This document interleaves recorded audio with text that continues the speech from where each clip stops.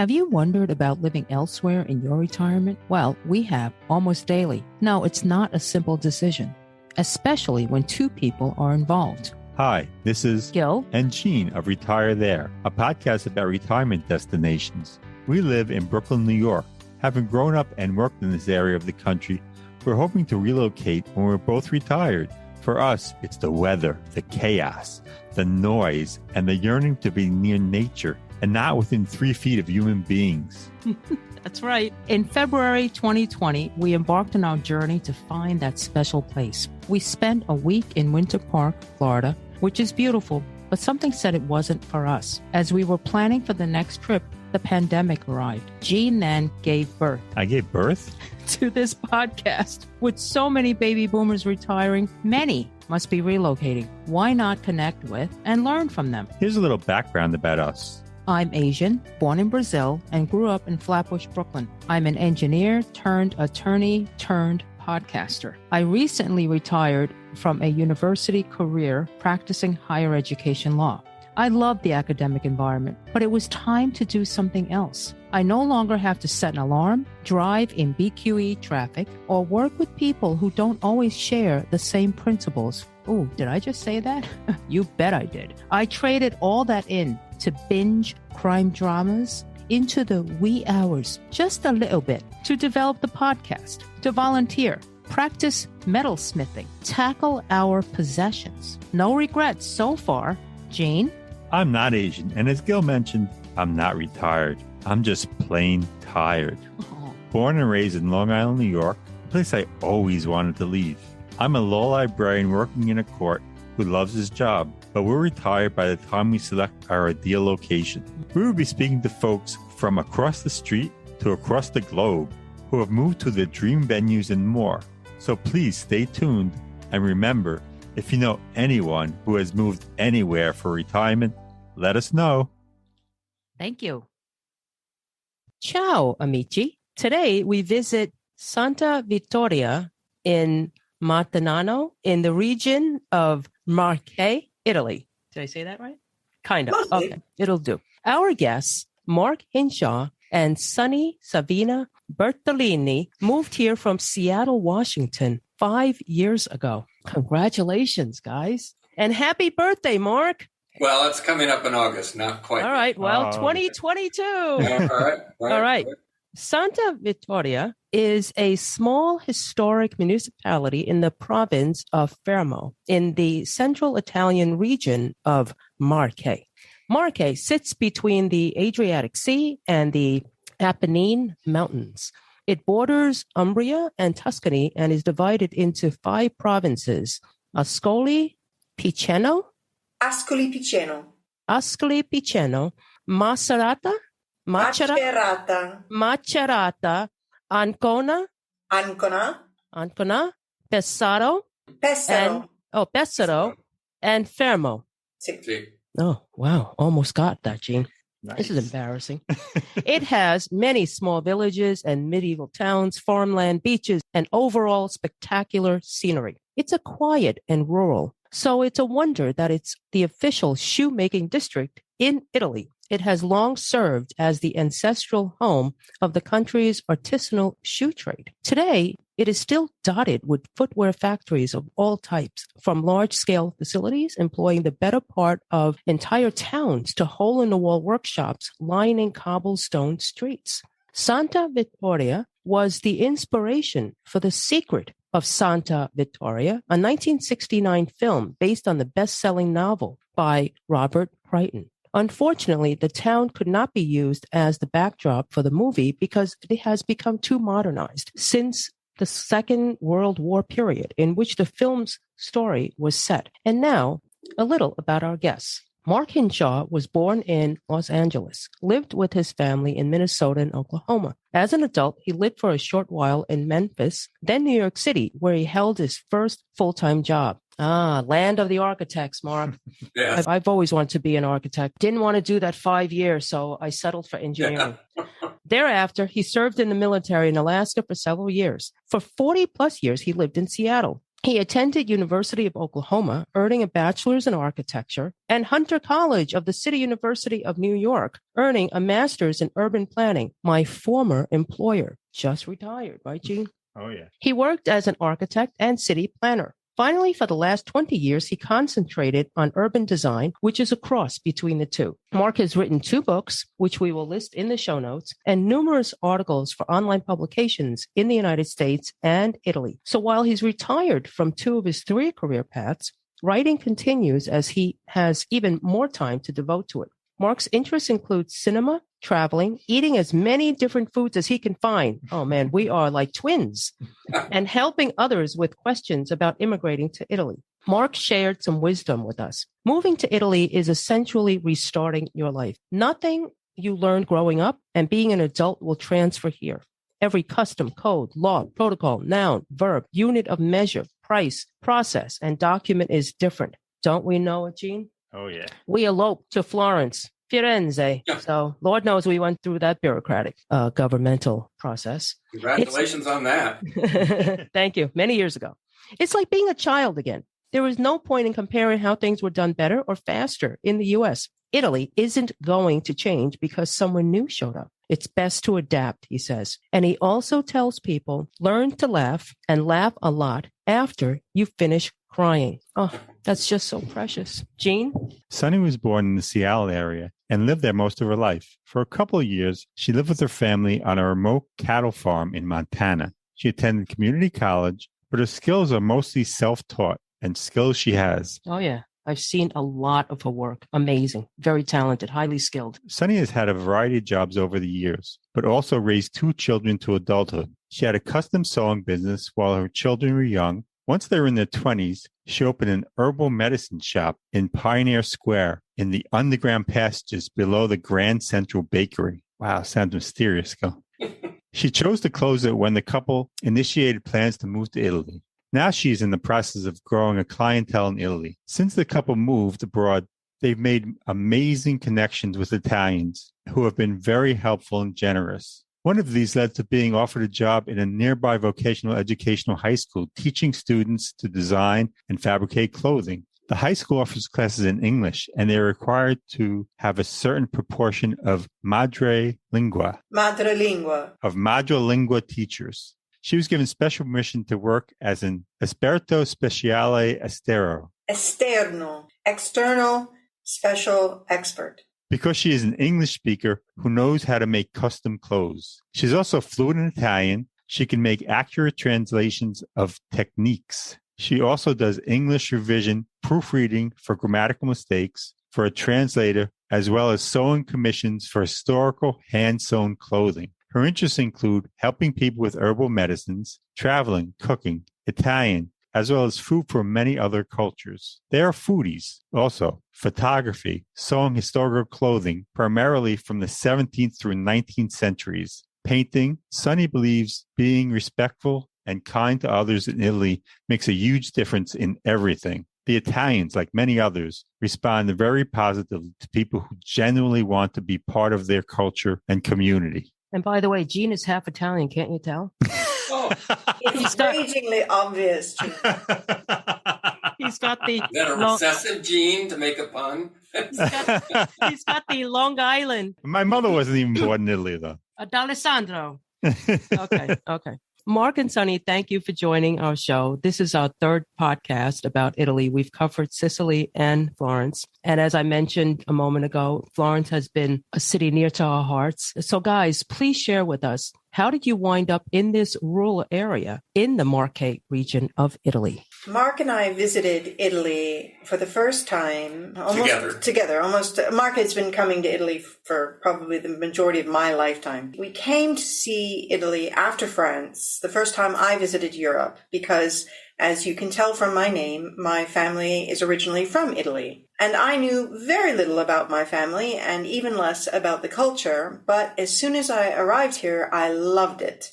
And the next time we decided to travel to Italy, I suggested, why don't we go somewhere you haven't been? Because everywhere we went the first time were places Mark was revisiting, which has its own appeal. I would prefer that we could see them for the first time together. And so he suggested that I find a place, and I did.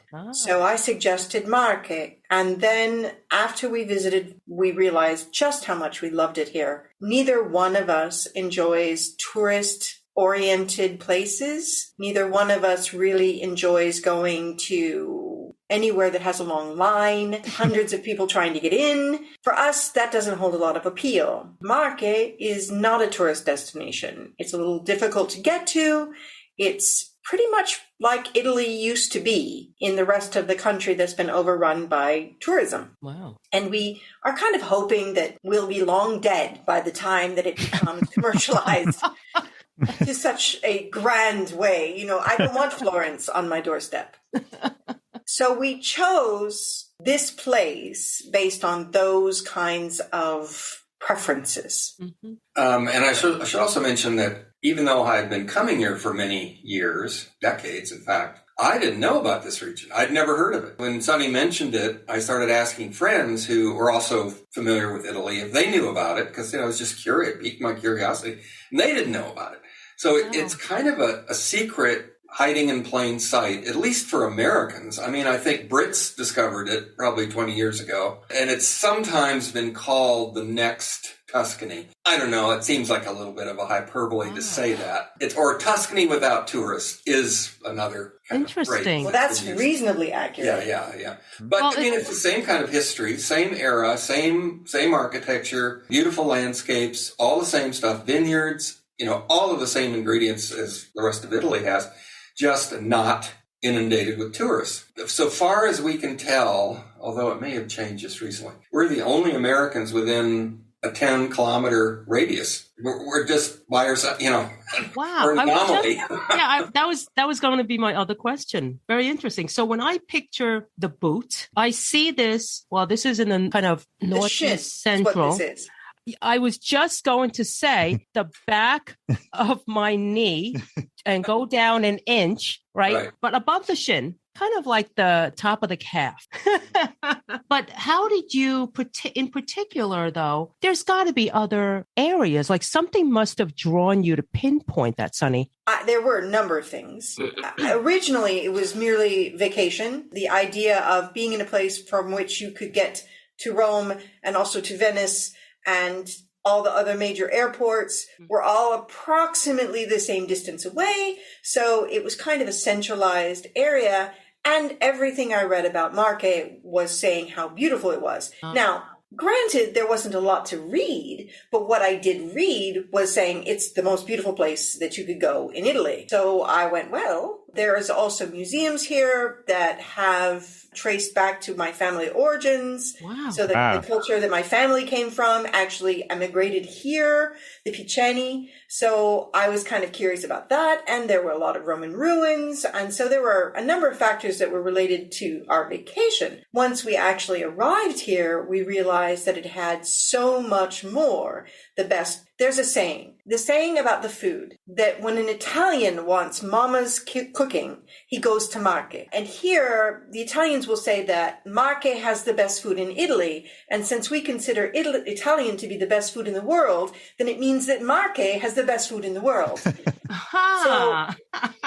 Deduction. Well, also it's worth mentioning that at that point in time, which was 10 years ago, I wasn't contemplating retiring. I was still active professionally, wasn't on the radar screen. We weren't even talking about it. I had no serious thoughts about coming here. So we weren't looking at it through that lens. It was more of just, this is like a completely fascinating place. And let's just learn more about it and look around. So very cool. So how close is the nearest international airport? 3 hours. Well, it depends on what you mean by international. There is an airport in Ancona, and it can get you to Germany or England or France. Oh. It doesn't have a lot of flights. It's not a busy airport, but it isn't necessarily not international. It is international, at least as getting you to Europe. And they have flights actually to China from there in the summer. So it's just more of a seasonal airport. It's small. There's a 2-hour drive away to Bologna, 2.5 maybe. And Bologna can get you anywhere in the world. There's several other regional airports that can get you within Italy or to somewhere nearby, like France. And then, of course, there's Venice, which is a 4 or 5 hour drive. And then there's Rome, which is a 4 or 5 hour drive, depending on conditions and which route you take. So we've been to pretty much all of those places. Okay. Yeah, put it in a little different perspective. This is not a big country, almost like a state. Sure. Yeah. In the U.S.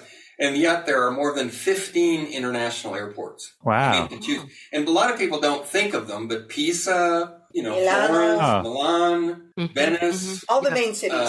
Rome has 2, Naples. I mean, it isn't, air transport is, if anything, insanely easy. Right. It's funny. My sister, when she worked for Barney's actually at one point, and she would go to Italy all the time to look at shoes and so forth. And here we are interviewing the shoe capital. So how cool is that? And she would pick up Gene's favorite character that we have a whole box of that's boxed up that will go with us everywhere, probably, Topo Gigio. Oh. So, so he's got about 40 of them. She would bring before your time. I guess. That's before your time. Oh, yeah. She's too young to know Topo. No, Ed Sullivan. I'm not that young. But let me mention, we're in April, the euro is $1.08 in the United States. 1 kilometer is 0.6 of a mile, because I know you guys are going to start talking metric. And 10 degrees Celsius is 50 plus or minus Fahrenheit degrees. Let me ask, the Marche looks absolutely beautiful. I've seen some photographs. But in terms of costs, is it significantly less expensive in terms of real estate than Tuscany? Oh, yes. Oh, yeah. Really? About half. I'm not even really? I'm not even sure we want to shock people. Yeah. I mean, it's so... dramatically so. We were shocked. That's wonderful. Shocking. Well, I don't know if you want to share this or not. It's a little awkward, but... Go ahead. Should I mention? I mean, this is like the biggest house, like I said, I've ever lived in. He's going to tell you what we paid for the house. 4,000 square feet. Now, under Italian law, they only count for tax purposes what is viewed as habitable, which essentially comes down to heated space. Makes sense. Yeah. The winters get cold. So half that is attic, cellar, storage, garage and workshop. Cucina secondi. So half of that is right off, whether you include it or not in the 4,000. But at least if you take all that stuff out, it's about 2,200 square feet. Still big. There's about 2,000 square feet in terms of American terms. That is what we would say as the main house. Yeah. Then we have the soffitto, which is the attic. We have the cantina, which is the cellar. We have a giant garage that has a terrazzo on top of it. Oh my God. That has panoramic views of all of Marche. We can see the ocean. We can see Ancona. We can see Ascoli. We can see everything. And then you have a second kitchen, which is a little building off the garage. And that I've turned into a laboratorio where I make the herbal medicines.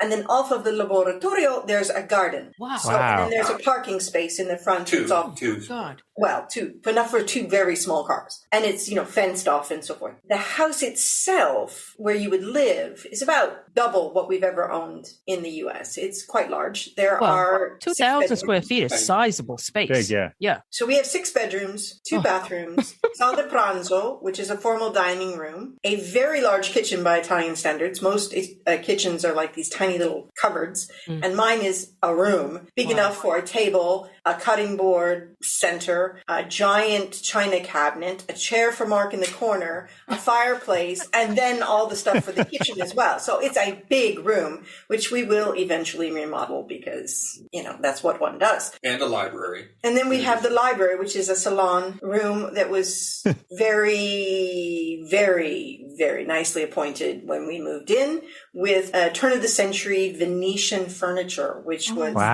incredible and had been reupholstered.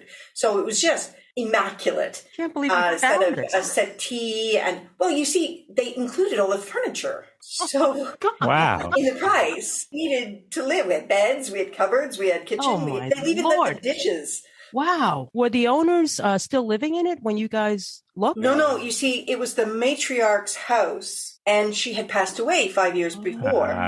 And so both children had already moved long ago and had their own homes with wives and children. And didn't want this. They're my age. It was just a tax burden at that point that you have to pay taxes on. So I think Mark would love to share the story of how we managed to find and acquire this amazing house, in that when we finally started the process of looking for a house, we looked at so many properties.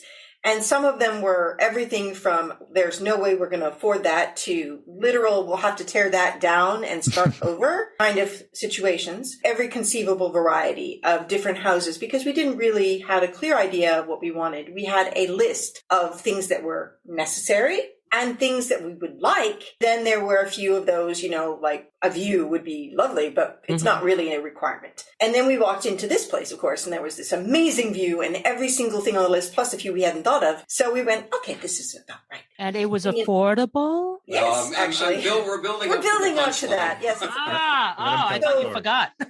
No, we didn't forget. You're making us salivate. The story gets better, though, you see. So okay. When we talked before that parts of the house date back to mid-1800s. The main part of the house was probably that. Now, there's some that more recent. Part. We don't know exactly the dates on that, but 1850 is the bulk of the house. Then part of the house below the main house, under the house, which is now the cellar, dates back to the 1620s. Wow. Before the Pilgrims landed. The wall that the city wall that the house is built on, it essentially is locked into the city wall, which is 5 feet thick. And our cellar goes down through it. Was built in 980. Oh my goodness. So, I mean, there are all these. I mean, the list just keeps going on, and we could talk about another hour. The way that we arrived at this house was that Immobiliare, which is a kind of like a cross between a real estate agent and a lawyer, so it doesn't translate well. But Immobiliare, a good one, is essential in Italy because they have extremely non-negotiable inheritance laws. You have to have someone who verifies that there are no heirs to your property, because if you were to purchase that property, remodel it, spend 100,000 euros and they have a claim, and then some little person comes along and says, excuse me, but I'm the heir, you literally could lose your house. Sure. Wow. So one needs to be quite diligent about this. So a good immobiliare is essential. I agree. And she told us about this house. Now, we had seen photos of this house online, and it looked absolutely atrocious. He took very bad photos. The owner took just like the worst possible, your benefit, which we really appreciate. Yeah, really. And no photo of the view. The view. Oh my goodness. Or with the windows open so the light could come in. They were all closed shutter photos. It was like at night almost. It was dismal looking, dingy looking, terrible. So anyway, we said, all right, well, fine. We'll go have lunch there or something. And even if we don't like it, it's not that important. And we walked in and went, this doesn't look anything like the photos. And it was gorgeous, just absolutely gorgeous, and filled with antiques that had been built for the house that matched the doors. I mean, it was amazing. Wow. And so we went back to our little cabin we were staying in, and we thought about it. We said, I want to see that again. I definitely want to see that again. Let's go make sure this is just as good the second time, right? And on that occasion, the owner, Alberto Scuffia, insisted that he had to meet us. And that's very odd. That's not usually the way things are done. But the immobilier said that he absolutely was insistent upon it. So we didn't care. It was all the same to us. We came in and Alberto spoke about 4 words of English and I spoke about 4 words of Italian, but we managed. The gist of the story is thus. His mother had a number of, shall we say, vendetta or feuds or what have you, with people in the town who wanted to tear down part of her property because of the best view in Marche. The garage where the terrace is and the garden and the laboratory, they're all old kind of scuffy buildings. They're not nice. And someone wanted to buy those lots because we actually have 3 lots. They're small, but... They're small lots, but we have 3. And because the garage is on one and the garden and laboratory is on another, they wanted to buy it and build a house on this glorious view. And she refused, of course, being her. The person says, well, I'm just going to wait till you die and then I'll buy it. And so she made her son promise on her deathbed not to sell it to anyone Italian. This is amazing. She said sell it to a foreigner. Had to be to a foreigner because then the person who said that they were going to build on her property couldn't do it because they'd be foreigners and they wouldn't be interested in their whatever their issues were. Well, the funny part of that is that I'm technically Italian. Right. So he got the best of both worlds. And at that point, after he met us and saw how excited we were about the house and how much we loved the house, and he decided that no one but us would do. He held the house as is and waited for us to sell our other property in Seattle so that we could buy his house and live here. He then promptly went to everybody in the whole town and said, you have to be nice to these people. What? They all knew our names. When we showed up here, Alberto had gone to everybody in the comune and the mayor, everybody, and said, this is the, Savina and Marche, and they're the Americans, and they're going to live in our house, and they're our friends, and we will hear about it if you're not nice to them. And there you go. And then he decided to sell us all the furniture that went with the house. We walked in and we bought the entire thing for 170,000 euros. What? No. Exactly. I knew it was coming. Right. No, you didn't. Yes, we did. Oh my God. We really did. This is some story. And how many years ago was that? 5. Oh my God. Only 5 years ago. Wow. That is incredible. You by itself is worth about $1 million. Wow. That was a good buildup. That was a good buildup, man. Oh. Now there's a little epilogue to that, and we didn't actually know this at the time. We were just learning all this stuff as we went along. Italy says, because they want to protect the houses of middle-class people, especially retired people. Because as you know, in the U.S., you can get taxed out of your house. It's just really hard. The children leave. You have this huge house. You can't maintain it. Taxes go up. There's demands in the marketplace. It's really hard to hold on to a house. They make sure that that's not a problem, because if you attest that it's your primary home, where you're going to live, it's your main home, you sign a document to that effect that's notarized, there are no property taxes. Wow. Zero. Oh my God. So you have to pay like a commune fee, which covers like garbage and stuff, and then you have your regular utilities and so forth. But you never pay any property tax on your primary residence, which is why Alberto wanted to sell it, because it wasn't his primary residence, so he was paying taxes on it. Gotcha. And so he wanted to sell it, but he was willing to basically make it the sweetest possible deal in order to have the perfect situation where he could actually sell it to the person that his mother insisted he sell it, so he got to keep his promise, but also someone who he identified as Italian, do the best of both worlds. And he was they helped us out for like 3 months. Oh my. Driving us places and helping us set up our utilities. And I mean, they literally spent 3 months driving us around Marche, helping us, telling people to be nice to us, really. And it was amazing. They're wonderful people, absolutely wonderful people. One more thing to add is because it's an attitudinal thing that probably made the difference. One of the reasons why I think real estate agents don't bring the buyer and seller together, because either one could say something that would blow the deal. The seller could reveal some flaw, would diminish the value, or the buyer might say something rude like, "Oh, we'll tear down that wall. We hate that. Take that out." Or whatever. I mean, you don't know what they're going to say. Sure. And so they don't really want those parties to see each other until the point of sale. In this case, he insisted. And as soon as we saw what was in the house, it was a combination of being relieved, grateful, appreciative, respectful. Charmed. And we told him that. He saw the emotions on our faces of everything was lovely. Everything was beautiful. We respected the history. We respected the heritage of his family, which is a huge deal to Italians. We didn't make any comment that anything was unsatisfactory. Wow. And so it was this kind of little magical moment where he saw that this handoff was going to be a good one. Yeah. Yeah, this was a win-win.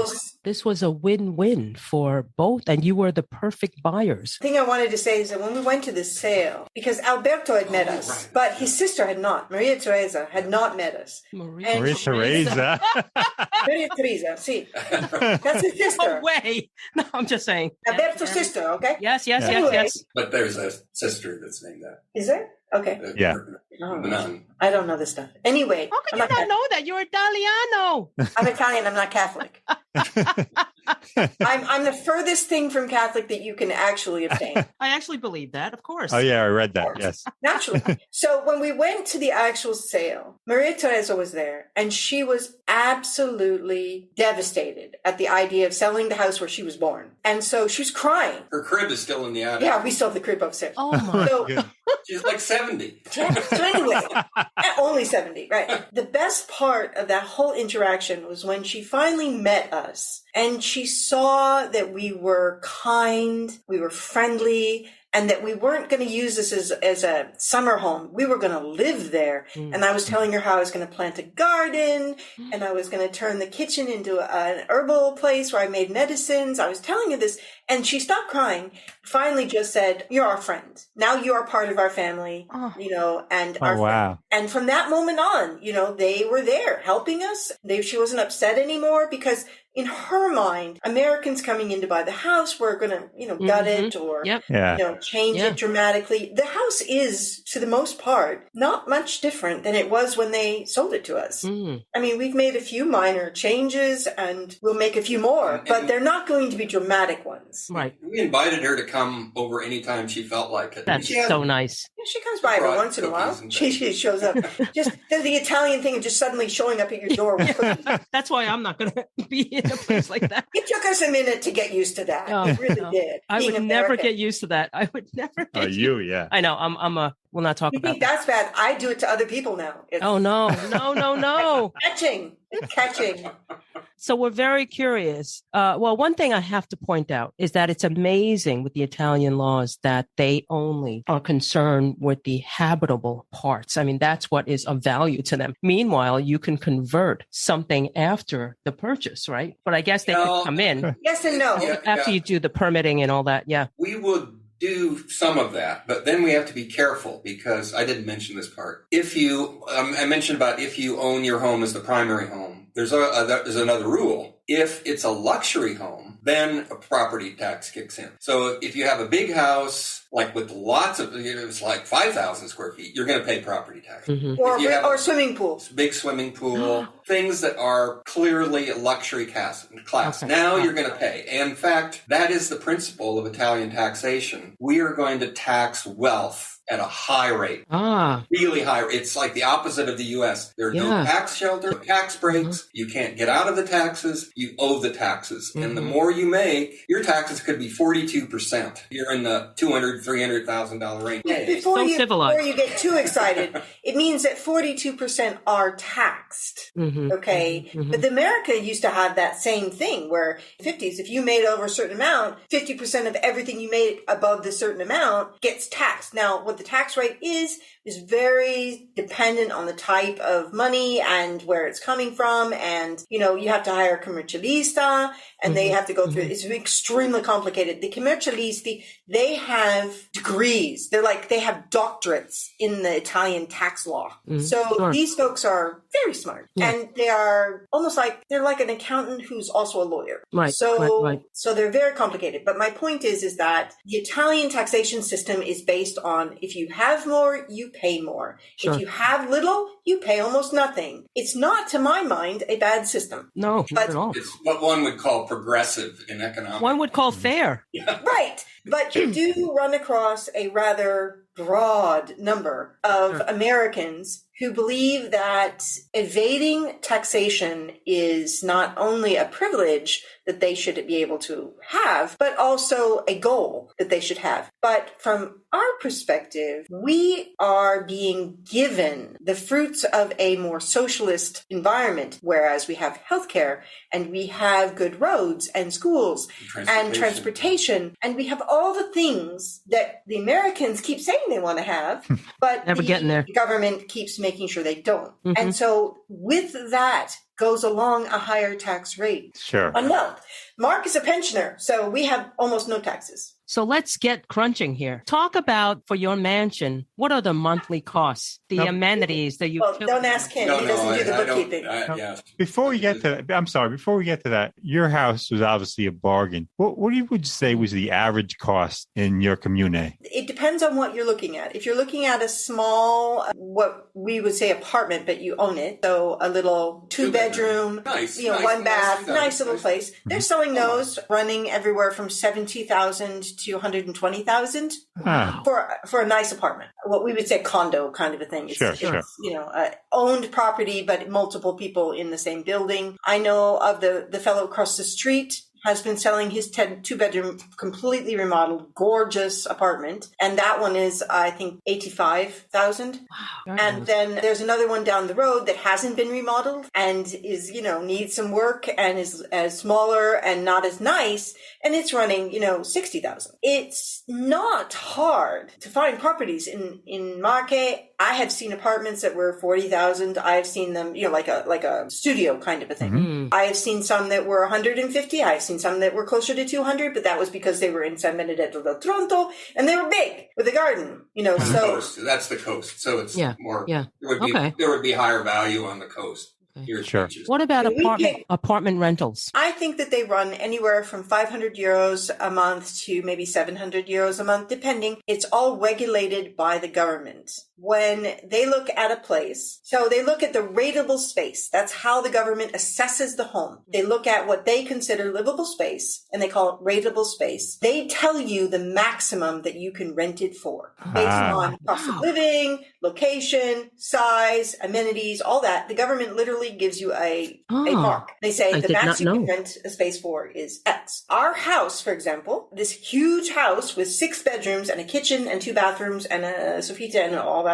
we could rent this house for a maximum of €1,200 a month. Oh, that's it. Wow. It's amazing. It really is predetermined. You don't have to do too much worrying about, am I being ripped off? Right. Or the rent's really high. Now, if you're in a place with a higher cost of living, like Firenze or Milano or Rome, then you're going to have that factored in. Then it would be a lot more. So that's the there's a map. There's an agency in Italy called ISTAT, ISTAT, and I can't remember. It's statistics, Italy statistic. It's like Bureau of Labor Statistics, but even more missions. So they keep track of every single piece of data about Italy, Italians, life, health, all of that stuff. So they have a map that shows cost of living for each of the 20 regions, and there's almost 100% difference from the highest to the lowest. Wow.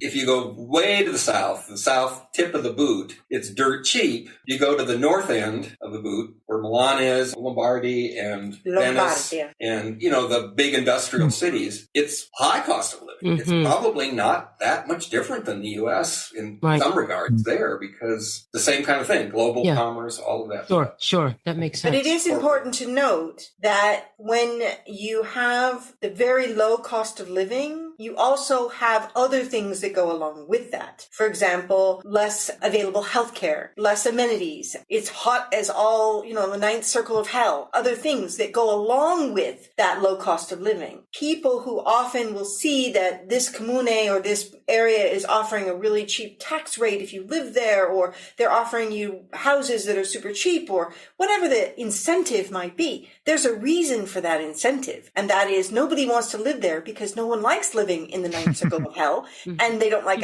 living in a little town without a grocery store, and they have to drive 2 hours to get to go to the hospital. That's not so much fun. But people don't think about that when they buy a place or when they start looking at a place.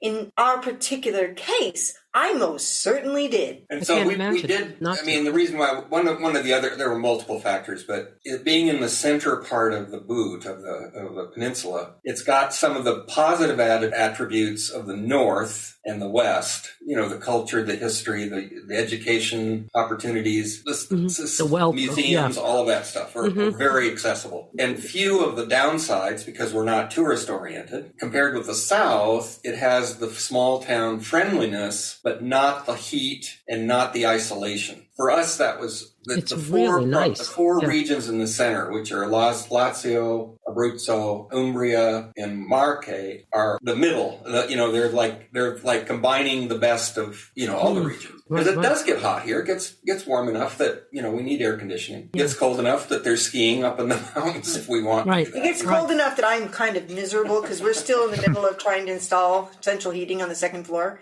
or the piano prima. Yeah, I'm like the hat wearing 4 layers of blankets. That's me. Kind of wintertime up here. So yeah, it's not so fun. And we are on top of a mountain, so it's snowy and cold. We don't mind that. We actually chose this particular comune, aside from the glorious house, the fact that you can go just about anywhere in Marche within an hour. Okay.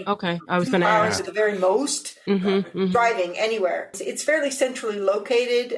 We can get most places we want to go within an hour without any trouble at all. Is there anything walking distance wise? Oh, yeah. All kinds of stuff. Yeah, that's actually a really good point. Sonny alluded to the list that we gave to the agent, the Mobiliari, and one of them was we wanted to have everything we needed on a daily basis within a 10-minute walk. Perfect. We do. Perfect. We do. Yeah. I mean, this also doesn't make sense when you hear it. It just doesn't click with us as Americans. So this is a town of less than 1,500 people. Mountaintop town. We're not close to anything. We're not on the way to anything. There's not a highway nearby. The nearest one is 40 minutes away. Wow. It's not a central, it's central on a map, but it's not a bustling. So this little village has got 3 food markets. Wow. It has 2 barbers. It has a pharmacy, 3 restaurants. A hotel.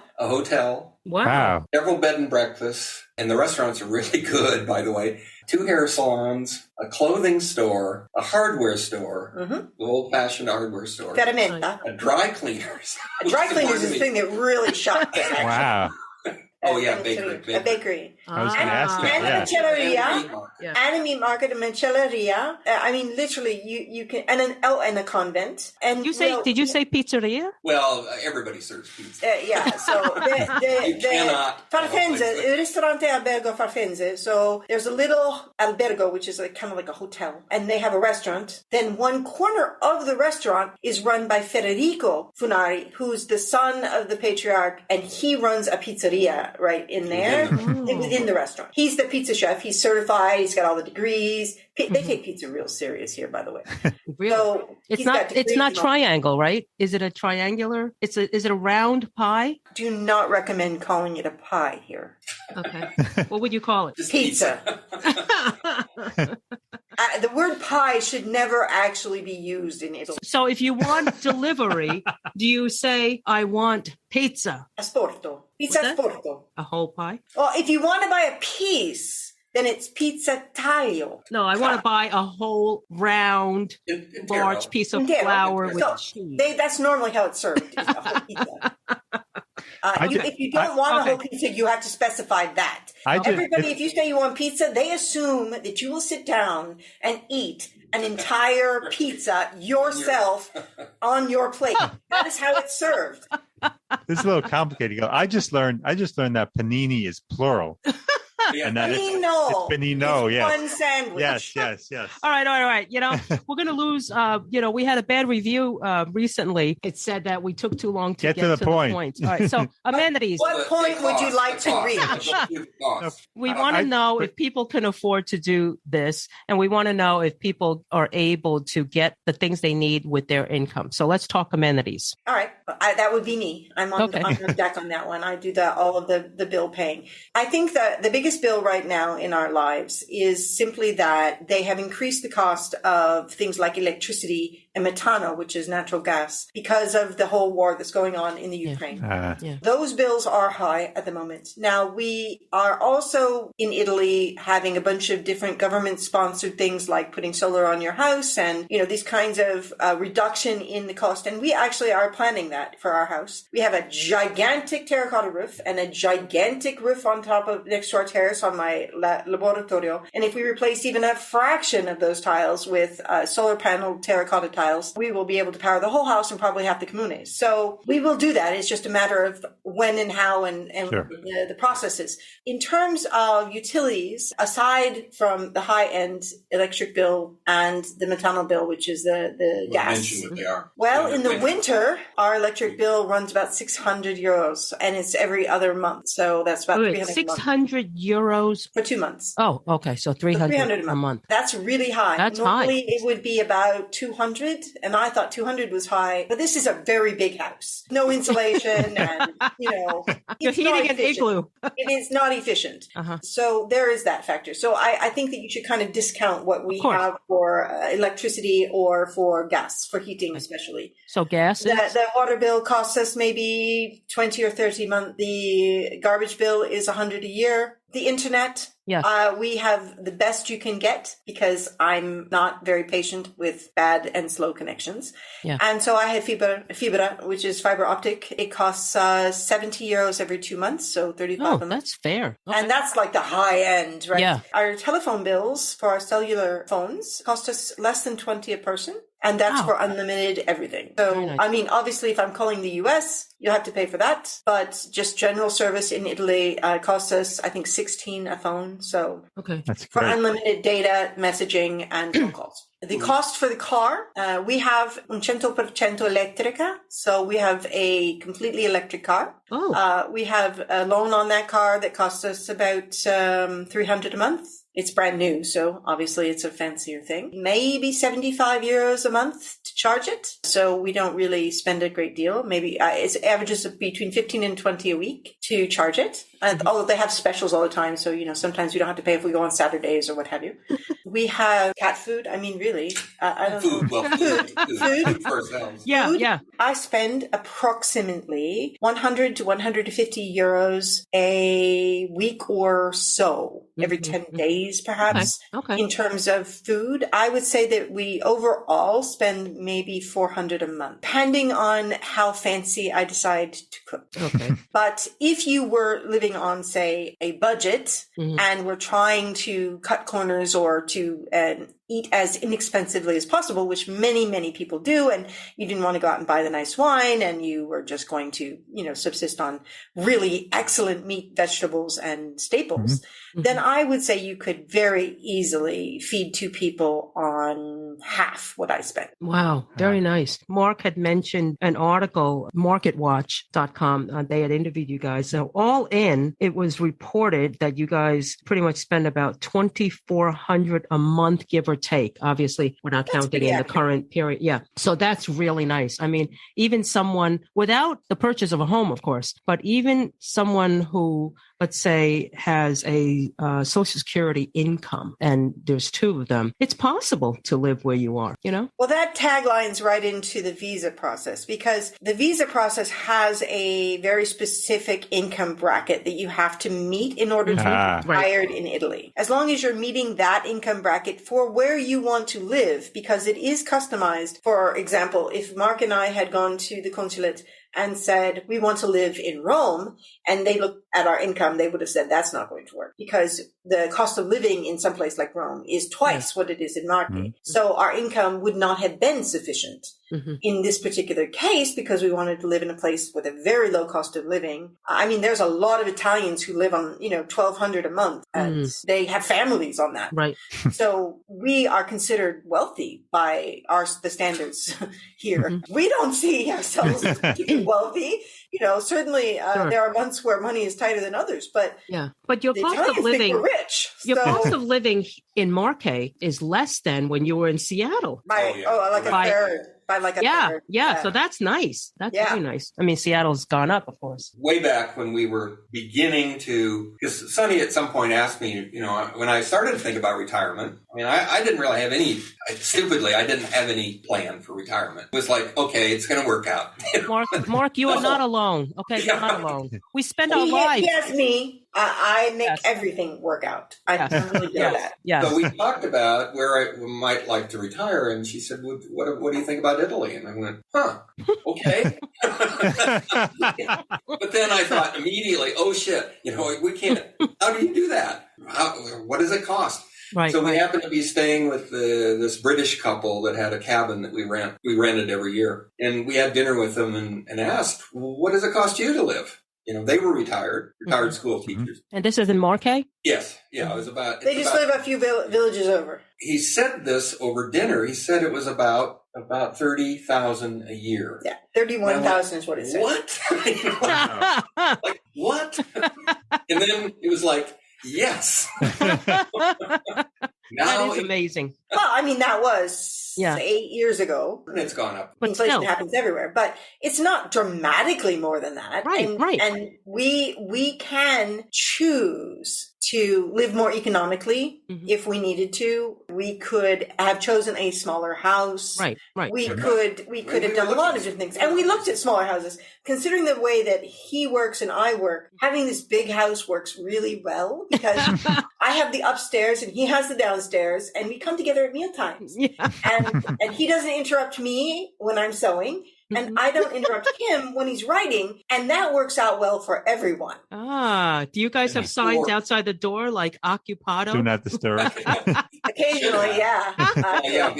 And comparison with Seattle, we had lived in 1,000 square foot loft, one room. Oh, but that's so nice. 1,000 square foot loft. You have to recall that at that time he was traveling all the time for work. And that's nice. We got all the, alone time we really needed because he was traveling all the time. But once we moved here and he was retired, that would have been a different thing. That first year was a struggle for me. I'm not used to having a man in my back pocket. All right, we're not going to go there. All right, I have to ask you, before I forget, actually, what does it cost to get to the airport taxi-wise? There are car services that go all through Marche. We know of some out of Ascoli. We know some from friends that operate them here. And they usually offer front door service, basically pick you up at the airport or take you to the airport for about €100. Now that's to Rome. Oh, that's so that's 4 hours, gas, and all that. Okay. So it's not bad. That was my main question. Yeah. But the other thing that we use often is called Flixbus, which goes from the coast. It's a bus line that runs up and down the coast. Express bus. It's an express bus, and it goes directly from the coast to the airport in Rome. These are luxury. Great. Yeah, nice inside with the big cavern underneath for the luggage and the nice seats and the Wi-Fi and a bathroom and all that. It's not hard to get to the airport from here. €12 for the bus. That's amazing. 14 if you take luggage. So I have driven to Rome and picked up my son because I don't just drive to Rome for people who are visiting. I drive to Rome because I want to see my son and I haven't seen him for months. And he's a lovely man. So what happens is I pick him up and then I drive, and then when he's rested a bit, then he'll drive for a bit, and it's not so bad. It makes sense. Because we usually have to stop somewhere and charge the car halfway in between because, we'll run out of battery juice. Right. The bus isn't bad. The bus is actually quite relaxing. There's Wi-Fi, there's a bathroom, you have a nice comfy seat, COVID measures in place. There's not that many people on the bus. My next question, and these are Gillen specific, is if I didn't want to cook anymore, could I just live on, all right, maybe I'll eat out twice a day. Is that feasible, you think, for the prices in your area, the restaurants? If you had the funds for it, certainly. I mean, obviously, eating out is more expensive than cooking for yourself. Right. But what would you say the average meal is for lunch and dinner? Well, they have this lovely thing here called pranzo di lavoro. Pranzo di lavoro is because as part of the paycheck, when a man works for a company or a woman works for a company, you are obligated as a business owner to provide them a meal in the middle of the day. Yes. Right. This is a lovely thing that I think is amazing. Yes. It's included in your paycheck.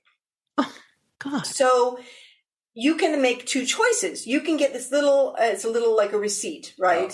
A voucher. And you can take it to any restaurant that has a sign on it that says pranzo di lavoro. And they will give you a meal. They'll give you a plate of pasta and a beverage and a cup of coffee and, a vegetable probably. Maybe. What about tiramisu? No. You'll have to buy the €2 tiramisu yourself. Or you can take that shit and save them up. And at the end of the week, you can go over to the grocery store and turn them in for food. And then you can make your own lunch. Wow. It doesn't matter. You can use them either way. However, that being said, Other people can take advantage of the pranzo di lavoro, which just ends up being between 7 and 12 euros, period. We can go out and have a nice pranzo di lavoro for under 20 euros, and we get a plate of pasta and a coffee and a drink and a vegetable, and we enjoy it. Wow. So the ones that have the best pranzo di lavoro, all the restaurants that are really known for the best ones, those are the ones that are bustling at lunchtime. Excellent. Yeah, sure. Very nice. Okay. There's also small restaurants, little cafes. And the bars will all have inexpensive sandwiches and, things that are like 2 or 3 euros. Okay. And I just did that the other day, and we had a nice lunch for nice. It was under 10 for 2 of us. We had 2 drinks and 2 grilled sandwiches, and it cost 6 euros. Wow. See, so you've answered my question. If I want to eat healthy, that's another point. But if I'm going to have grilled cheese, once actually, or twice those were really healthy sandwiches. Mine was actually mushroom, and if I recall, it was spalacotta, so kind of like ham a little bit. Oh, nice. And Mark had cheese and ham, and they were made with fresh bread. They were not particularly unhealthy. I don't see a lot of unhealthy food here. Because everything's it's just so not really a thing. I mean, you can eat your tiramisu to your heart's content, or zuppa inglese, which is even worse. or have, panna cotta every other minute. Yeah. Or you could really dive into the concept of aperitivo and apericeno, which are another thing entirely. Aperitivo. Yes, we've had that. Okay. Well, apericeno is aperitivo, but at night. Talking about healthy items, how's the healthcare in your area? And do you use the government healthcare, and are you allowed to? We both have tessera sanitaria, which is the government healthcare card, and we both use the Italian healthcare. And it is excellent. We have a local doctor here in the village, so she has set hours. But I also have her WhatsApp number, so if I have an emergency, I just send her a text. Nice. We've done that. There have been moments where I was like, I have this ouchie, can you help me? And she says, I'll just send you a prescription to the pharmacy, and then I walk up to the pharmacy and get it. Or the pharmacist walks down and drops it off at our house. Or Wow. Where's the nearest hospital? About a half hour from here, 40 minutes. And they're building a new one. They are. And there's also Guardia Medica in the village as well, where they'll take you by ambulance if you have an emergency. Okay. So we have a Blue Cross EMTs here as well. That are free. All of it's free. I never paid for a doctor visit yet. Right. They have all the specialties if necessary and so on and so forth. Those kind of things can be extra. Yes. So let me explain a little bit. General preventative healthcare costs nothing. There's a thing the doctor can write that's called an impegnativa, which means a necessity. And she writes it out like a prescription. And if you take that to the hospital, there will be a small copay usually, but it's not a lot of money. If you want to see someone more quickly, because a lot of times those impegnativas, you can wait months to see a specialist. Yeah. If you want to see someone more quickly, you have to go to a private doctor who can then also send you with an impegnativa for tests or medicines or whatever, which you won't pay for. But if you want to actually get an immediate appointment, then a lot of times you go to a private doctor. And Americans hear private doctor, they think, it's so expensive. I can tell you that I took Mark in to see a cardiologist with a full workup and one of those, electrocardiograms and the whole deal. And we paid 70 euros for it. Whoa. Wow. Very nice. And that's the private guy. That's the private doctor. Sure. So that was the expensive doctor. Okay. The doctors are paid by the government here. So they don't have a need to gouge the patient. All the privates also are paid by the government. Okay. Yeah, they're subsidized. Also, like, for example, we went in for some dental work last week and it cost 90 euros. And to an Italian, that was a really high medical bill. Wow. Like we actually had one of our friends who we told him and he was like, oh, that's so expensive. I was like, you guys haven't been to the States, have you? Yeah, really. Wow. So that's all great. You do pay for that tessera. So there's an annual fee. And the annual fee is based on a percentage of your income up to a certain amount, up to like the first 50,000 or something. So they base it off of a percentage and it's like 4% or something. So, I mean, it isn't a tiny sum, but by comparison to American insurance, that also then has all the deductibles and things and all that. Ridiculous. So, I mean, we end up paying about under 2,000 a year for our healthcare. For everything. And that covers everything. Also, it is good to note that emergency care in Italy is always free for everyone. Even foreigners. Foreigners, Wow. anybody who shows up on the doorstep, it doesn't matter. If it's an emergency, it goes under what's called a red ticket, and it is no cost. Very nice. And that $2,000 for the year, that's for both of you? That's for family. Very good. And what about, you're allowed to get that because of your status. Can you tell us what your status is in terms of residency or visas? Yeah. Again, we learned this as we went along. There were very few websites that had this information. There were very few groups on Facebook that you could find this stuff out. You could hire, in theory, an expediter and an attorney that would help you through this, but you don't have to. I mean, there's no real reason to have an immigration attorney involved. I mean, they're just going to charge you thousands for doing what any adult could figure out. I mean, it's ridiculous. Unless there's something complicated. People do have complicated stuff. 90% of the time, people aren't that complicated in what they need. So you first have to qualify for a visa if you want to stay longer than 90 days. Just on your passport alone, anybody can do anything in Italy for up to 90 days. And then you have to leave what's called the Schengen zone, which is essentially the EU, but plus and minus. Some EU countries are in it, some other countries are in it, but it's roughly the same as the EU. So you can't just go to Switzerland and say, come back into Italy. Right. You're going back to essentially some distant country. So you first have to qualify for a visa, and that's issued by the Italian consulate that serves your home country address. You don't get that in Italy. You can't get visas in Italy. It's from the consulate, and you have to apply to the consulate, get an appointment, collect tons of documents, income. If you own a house here, which we did, we brought the deed.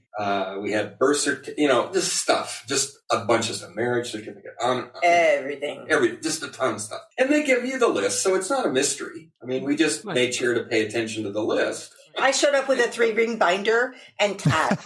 That's helpful because they don't want to spend 3 hours with you. Yeah. They want to go through and so you just keep pulling the stuff out every time you ask them, here it is. And they scrutinize it. They look at it. I mean, it's not like my image of it came from movies, which is some uniformed official behind the desk is interrogated you. Intimidated you. Inquisition. This was just like a clerk, an intelligent guy, and he was behind a bulletproof glass banker type window, and he just looked at each of the documents. And after half hour, 40 minutes or whatever, he said, everything looks pretty much in order. We can't give you a definitive answer now, but looks good. It seems more intimidating when you imagine it than it actually is. May I say, though, that one aspect of it that people tend to get wrong is the American perspective of, if I do all the things, I check off all the boxes that you have on your list, that means I get the end result. Quid pro quo. Check. I gave you all the things on the list, therefore I get in. That is not how it works. In Italian bureaucracy, a tremendous actual amount of leeway is given to every official. It's not that you didn't check off all the boxes, but if you really annoy them, or you make them feel like you think they're lesser, or you have a bad attitude, or are really entitled, then they will think of ways to make it so you can't do it. Because there's always a law somewhere. There's 1,000,001 laws. So the way they design their laws is to have an exception to everything, but also to have 94 things they can add if they don't like you. Right.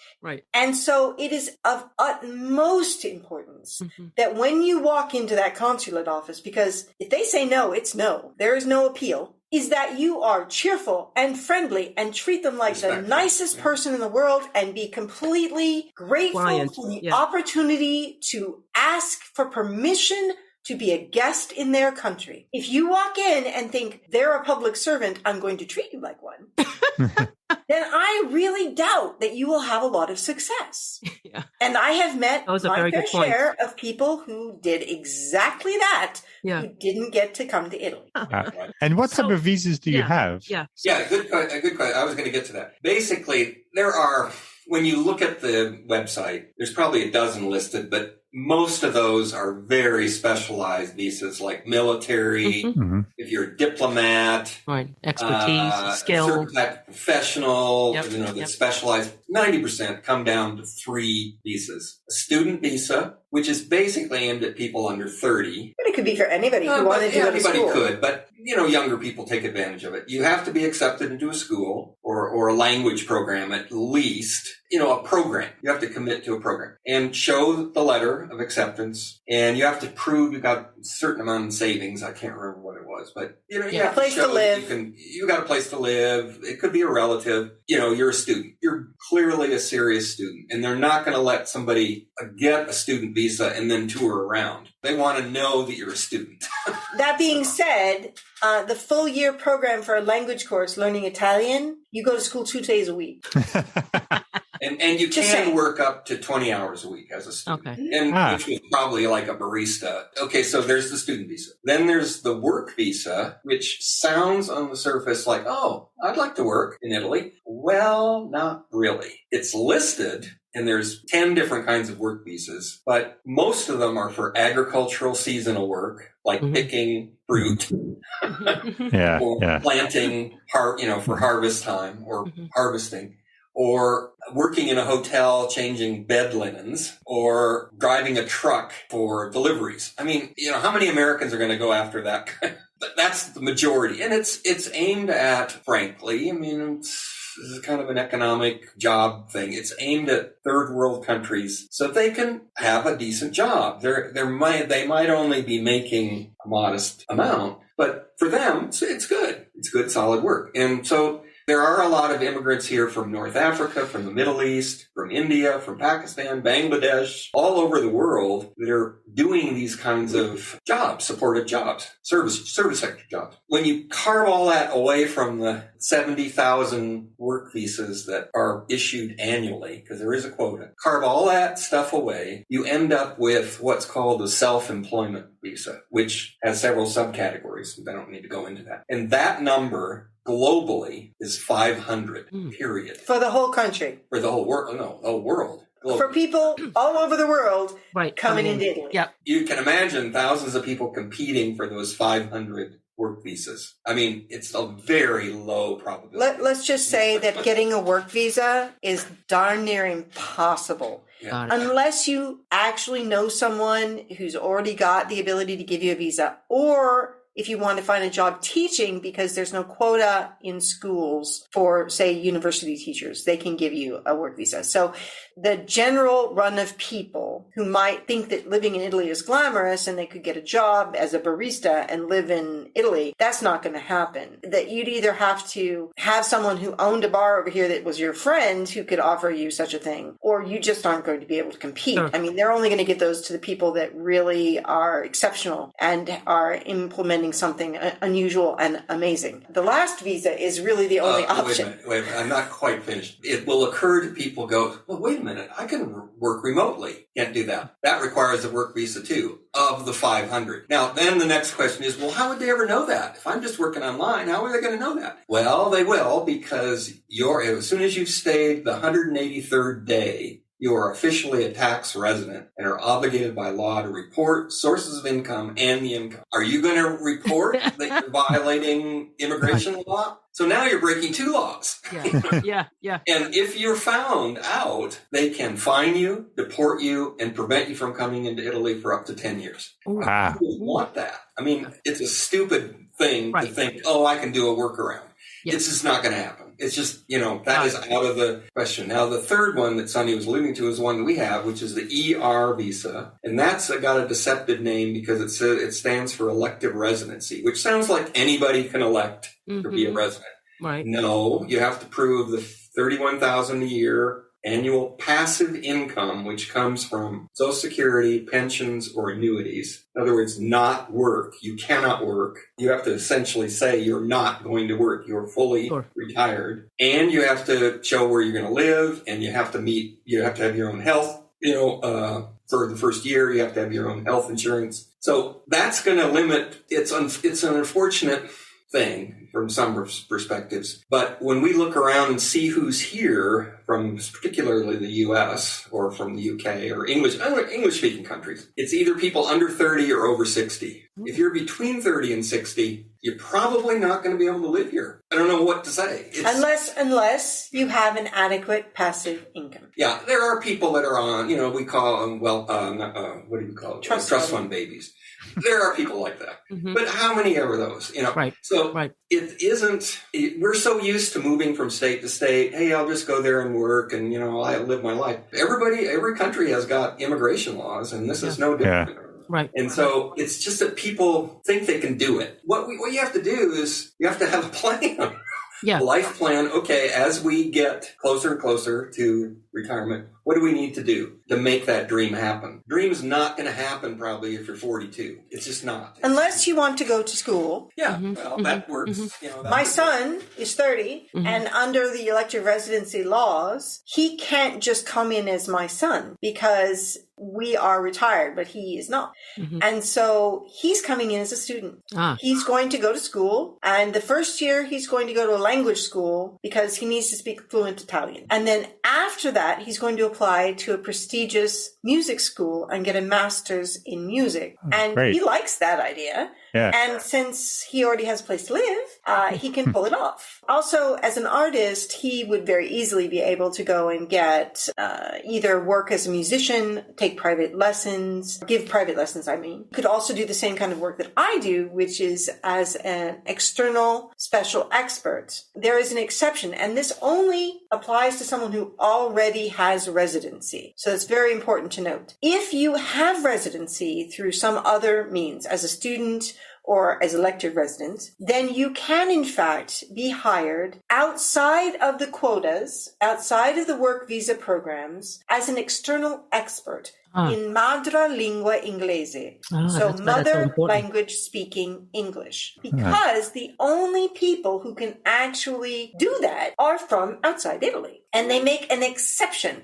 And not only is it the one type of work you can get where you're literally going into the school teaching a subject in English for the students, because they have kind of parameters they're trying to meet with exposing their students to English, but they pay very well indeed. Yeah, so, it's such a need. Back to the... very much a niche. I know some people they get all bent out of shape. Well, why are they discriminating against people in working age? Well, there is a reason. Italy has had for at least 30 years an unemployment rate in the mid-20s. Yeah. They don't want to have people come in and compete with Italians. Sure. Young Italians, their unemployment rate is 35%. Yeah. To get any kind of decent job, they have to go to Germany, Austria, France, whatever.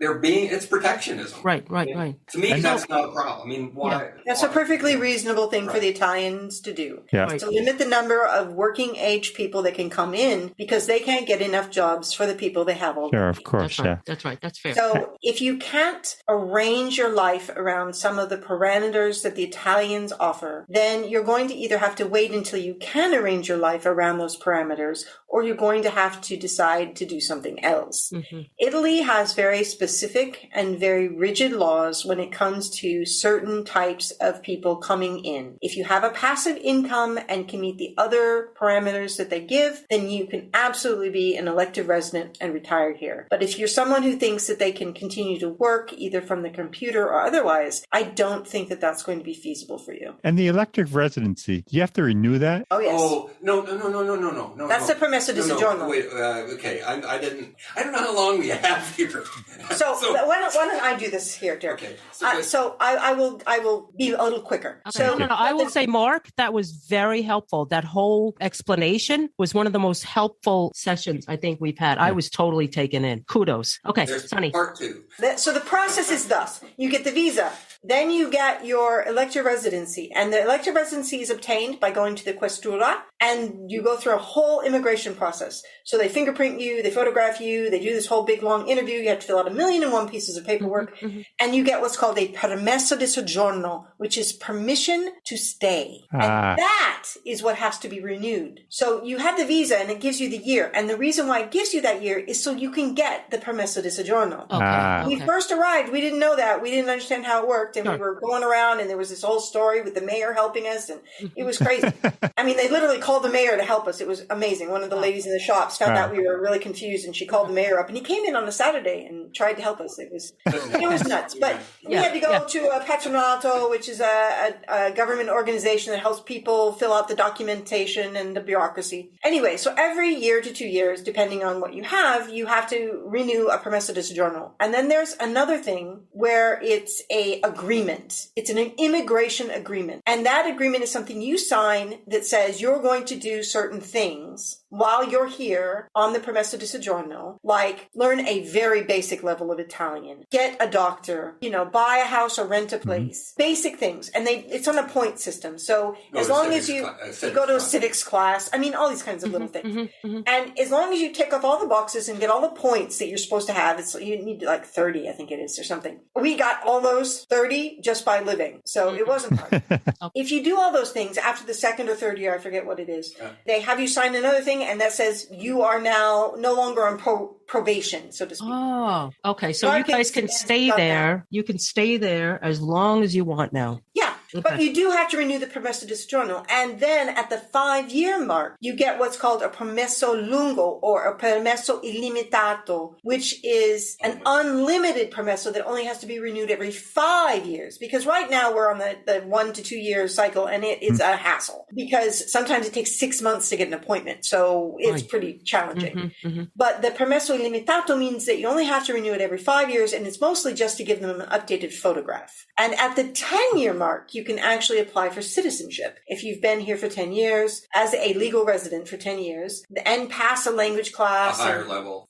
These kinds of things. I thought you can get the actual citizenship if you don't have any other pathway to citizenship. That is one of them. Okay. In our particular case, I actually have a great-grandfather who's Italian and a great-grandmother who's Italian. And in theory, I should be able to get citizenship in that means. Unfortunately, there's a couple documents that I've not been able to obtain. And until I actually am able to obtain them, I can't actually go that route. So we may end up just doing the 5-year, 10-year thing. That's easier. That's the process. I was just going to add that we had a guest from Italy. It took them 10 years to establish criteria for the citizenship because she found in a very circuitous way a relative. And she actually went to Sicily, and then someone's friend of a friend, somehow in a very convoluted way, she was able to connect with the relative and get the evidence or the evidentiary documentation. And then they were able to get it. For grandparent, And the husband's like, what year are we in? And the wife was like, I'm on it. And in the 10th year, but they were visiting it all those years. In our case, it's an American document I can't get. The Italian documents were very easy to obtain. Wow. And I actually have tracked a tremendous amount of the genealogical data. I am a really good researcher. So I got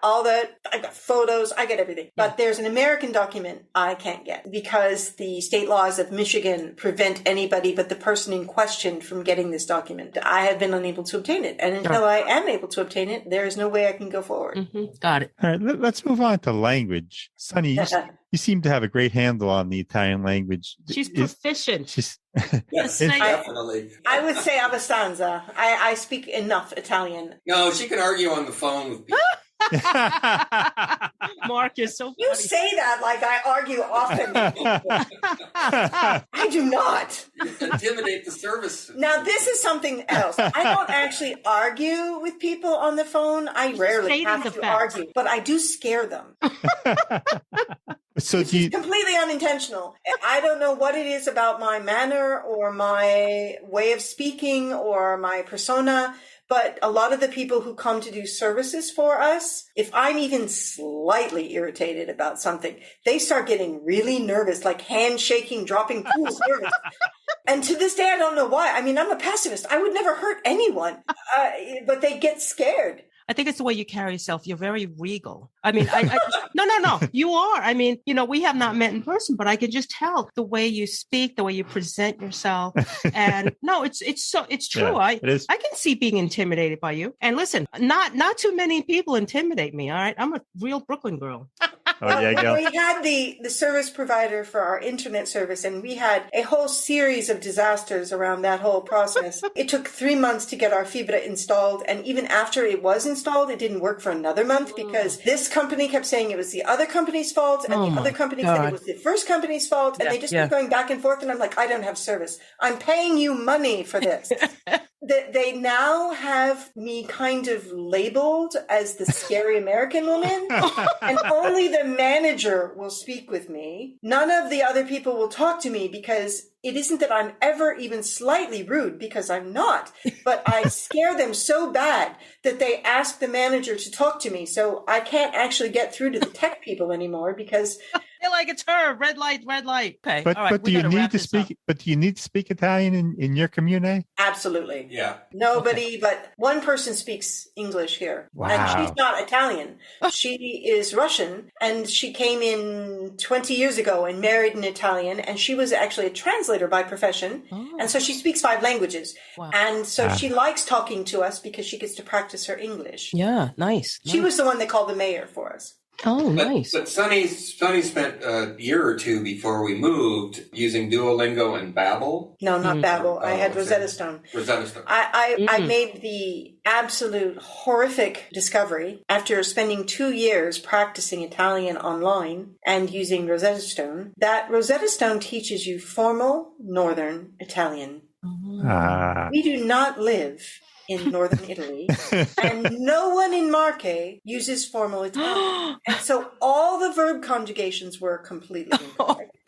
And most of the pronouns were completely incorrect. Oh. And a whole lot of the actual word structures, the grammar was wrong. We showed up to our house and I could understand absolutely no one.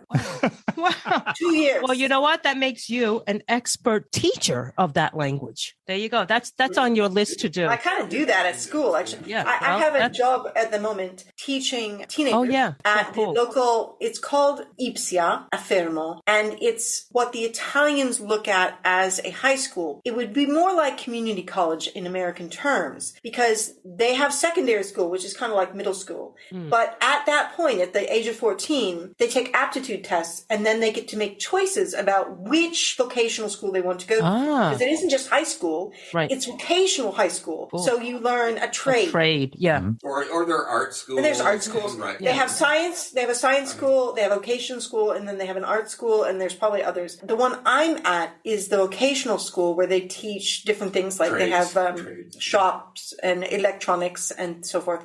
I, on the other hand, am teaching moda, and that would be fashion. Cool. And so I'm teaching how to sew. Finding a madrelingua resident capable of teaching in English and teaching sewing in English is a very, very narrow niche. Yeah, needle in a haystack, man. They are paying me quite well for that. That's great.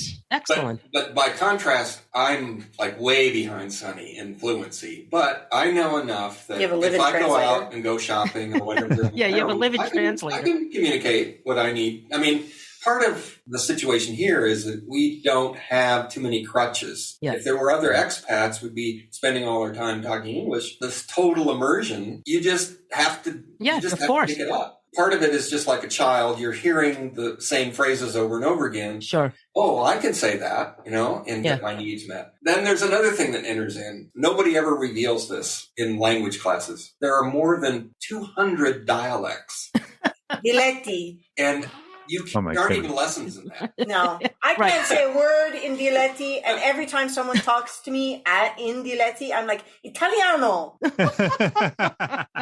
And they're like, excuse me. I'm like, oh yeah, sorry. All right. On that note, I forgot, I'd like to thank Nancy Steele, who introduced us to you guys. She's been a loyal fan. So thank you, Nancy, so much. This was a wonderful connection. I'm so glad we were able to spend the time with you guys. And thank you for your generosity and time, helpfulness with everything that you've shared with us. We are very much grateful. Well, yes. Thank you for contacting. It was quite pleasant. I enjoy telling stories about our life here. It's a lovely place to live. I don't think we really had an opportunity to say how much we love where we live. We love our comune. We love the people who live here, who are always unfailingly kind and helpful and generous. Everyone we've met here, I mean, of all the different experiences we've had over 5 years, I can literally think of only a single time in that 5-year period where we ran across someone who wasn't kind to us. When people say, why do you pick this little tiny town in the middle of nowhere in Italy? It's a wonderful place. And the people here are wonderful. And everywhere we go, they're wonderful to us. I have never lived in a place that I was so happy. So, wow. That's so That's great. And on that note, I have a book coming out this summer that is short stories that I've written about people and places that we've encountered here with illustrations with my sketches. cool. And it does denote what Sonny just said. The name of it is Navigating Paradise. Oh, I like that title. Which Very is nice. a little bit of a riff on the Paradise of Milton, Dante, and Homer. Mm-hmm. And so it's a similar stories of this, being introduced to a different culture, Very bit nice. by bit by bit, and all the people in that mix. Wow, And congratulations. He's absolutely right. I mean, probably to get back to one of your early questions, what we saw almost on day one was this kindness. I mean, it's sometimes I tear up because it's like, these are like just decent, plain folks that want to help and are generous. I mean, just to pick I could pick 100 examples. The pharmacist who is now passed away, he was one of the victims of COVID. He knew that I was recovering from emergency problem. And he came by the house to see if I needed a refill. Wow. The pharmacist does that. Who does that? Wow. Incredible. That's incredible. Such a great story. Yeah. Right. And to know that someone outside cares for you. Right. Yeah. That's wonderful. well, when Marco's walking through the town and I'm playing hermit at home, because I do that a lot, they'll ask where I am. In fact, the first year we were here, they kept asking when we were going to leave. Oh my goodness. And they kept saying, inverno, see? You'll leave at winter time, right? And we're like, no, we're going to live here. And they didn't believe us. They didn't believe us for like the first year. And then eventually it's like somebody realized we aren't leaving. When and they're like, no, we live here now. Wow. And as soon as that happened, whatever slight amount of chilliness that existed in some of the residents who were like the older guys, a little crotchety, who just thought we were what the Italians call penduli, which means, you swing back and forth between Oh, yeah. houses. Yeah. They thought that's what we were going to do because a lot of the Brits do that. Sure. And as soon as they realized we were not going anywhere, all that went away. Now we're just part of the comune. The mayor calls us a part of the town. Wow. Familia. They say in Italian that I'm a true Santa Vittoriese right now. That's the nicest compliment. Yeah. Exactly. Yeah. So when COVID hit, I made everybody in the whole comune masks. Like I sewed 8 hours a day for My goodness. weeks. I had stacks of them. It was insane. Oh, that was And I gave them all to the alimentare, the grocery store. And people were donating fabric. I was cutting up sheets. It was Wow. So and nice. because nobody had masks. For the first month, nobody could get masks. Right. So people were putting socks over their faces. It was terrible. Yeah. And so I made anybody who wanted one a mask. Oh, so nice. And I made hundreds and hundreds. They were shipping them off to their relatives. Oh, wow. Wow. Crazy. Around the first Easter, I made little kitty cat masks and bunny masks for children. Ever since that happened, the whole comune just... Oh, Mike. They must. Yeah, that must have been just say appreciative. they liked me a lot. Yeah, they embraced you. Yeah, that's so nice. Oh, man. And just another little cute story, because it's one of my stories, but I'll give you an abbreviated version. That we both go to a barber in town who's been barbering for 40 years. He's like the best barber I've had in my life. He puts me to sleep. He's so gentle. He uses the razor, the straight, the old. Oh, nice. Old Nice. school. Whoa. Yeah. Yeah. And his name is Dante, after, named after. yeah. Well, we've chatted with him from time to time. He speaks mainly dialect, but he can speak Italian. So anyway, I was telling him after my emergency procedure, and I told a few people in town, but not many. I told him, hey, I've been in the hospital, and I said, why? And, he asked a couple of questions. He put his head down right in front of my face, and he said, I already know this. Small town Small life. town. Yeah. We are like the entertainment. Yeah. That is so the topic funny. of conversation that people have over, did you see what the Crazy Americans did last week? Yeah. That is so funny. So You have to have your own YouTube channel, The Crazy American. But you two both have websites. Can you tell us a little about and how to find you? Mark has his name is his website, and he has his Mark L. Hinshaw. MarkLHinshaw.com. He has all of his stories that he writes for different publications in the U.S. and in Italy, as well as all of his designs and drawings that he does by hand. I am the one that builds it and maintains it, so if it's out of date, it's my fault. But, it does take some effort to do such things. Yeah. Yeah.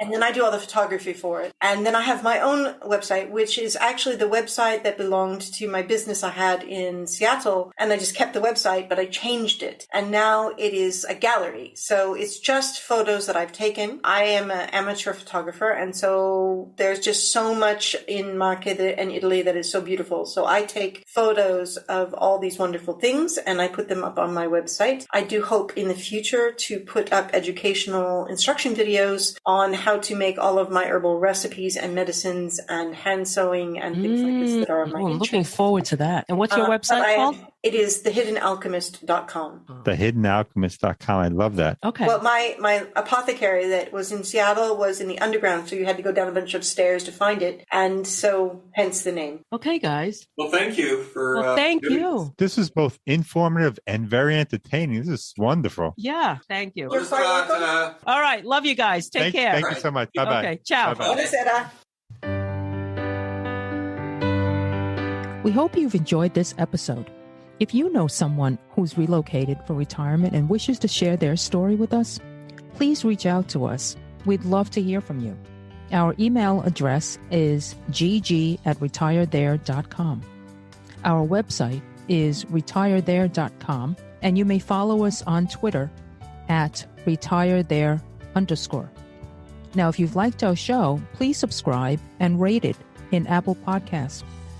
In the meantime, be well.